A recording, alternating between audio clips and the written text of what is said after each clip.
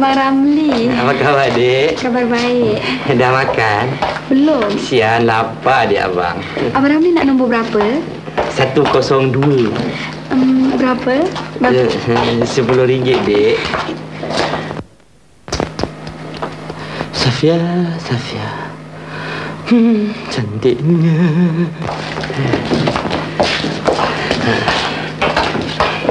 Nah, ini duitnya dia.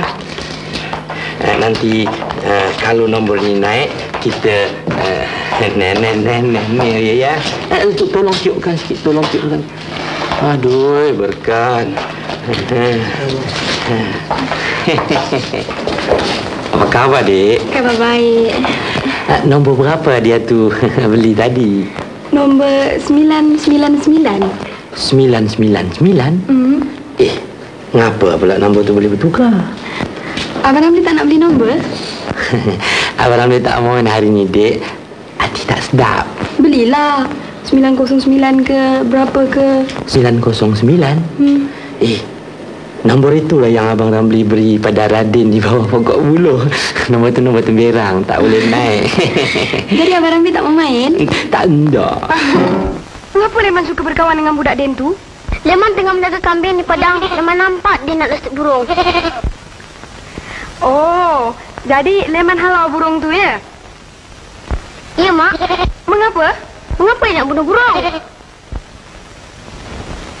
Lebih baik Leman jangan pergi mana. Dan jangan bercampur dengan sesiapa. Siapa budak ini, Melati? Melati tak tahu. Mak. Mak tak kenal Leman lagi, Mak. Aku tahu. Kau nak aku.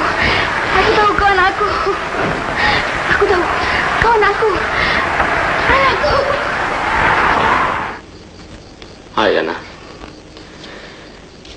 Sorry ya, darling. Abang lambat juga. Sorry.